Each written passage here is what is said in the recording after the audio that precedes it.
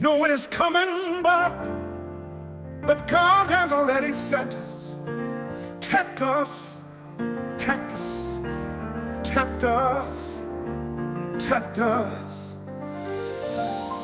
Tech reduction, the call to wake up. Brothers and sisters, I stand before you today with a burden not just for our people, but for the body of Christ. We are in a crisis, and the time has come to stop looking for someone to come and save us. No one is coming except the one who has already sent us. God has called us to stand up, wake up, and take responsibility for our own families, our communities, and our future. But the question is, will we answer? The statistics don't lie. We lead in infant mortality. We lead in heart disease, cancer, and STIs. We lead in poverty and crime.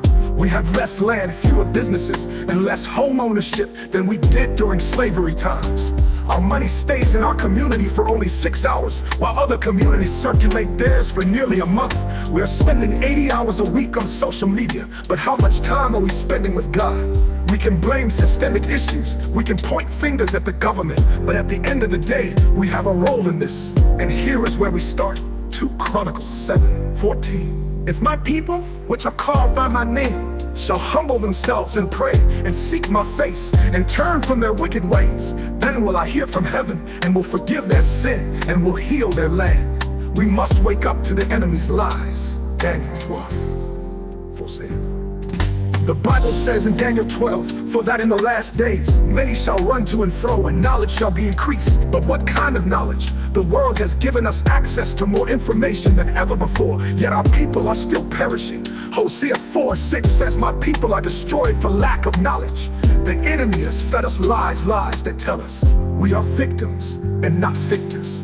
We must depend on the government instead of depending on God, that family doesn't matter. When God established the family as the first institution, that the LGBTQ agenda should be merged with our civil rights struggle. When God's word tells us that righteousness exalts a nation, but sin is a reproach. Proverbs 14:3.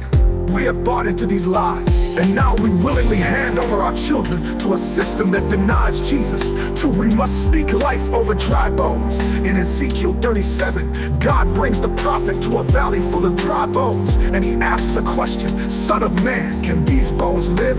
The black community is in a valley of dry bones. Our families are broken, our young men are fatherless, our daughters have no covering, our neighborhoods are war zones, our schools are failing. But I came to tell you today that God is asking us the same question. Can these bones live?